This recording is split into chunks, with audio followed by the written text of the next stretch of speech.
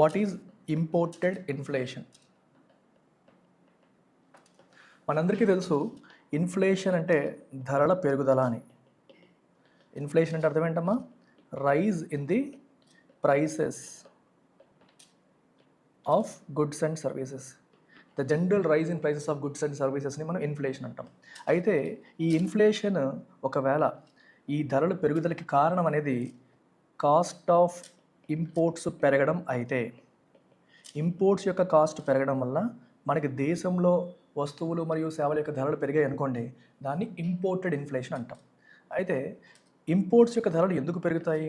ఒకటి, rupee devaluation. Rupee అనేది డాలర్తో పోలిస్తే తగ్గిపోయింది అనుకోండి, రూపీ యొక్క వాల్యూ పడిపోయింది అనుకోండి డాలర్తో పోలిస్తే, దానివల్ల కూడా ఇంపోర్ట్ కాస్ట్ పెరుగుతుంది. ఎందుకంటే మనం ఇంపోర్ట్స్ అన్ని కూడా డాలర్స్లో పే చేస్తాం. ఒక డాలర్కి 90 రూపాయలు పే చేయడం వేరు, డాలర్కి 100 రూపాయలు పే చేయడం వేరు.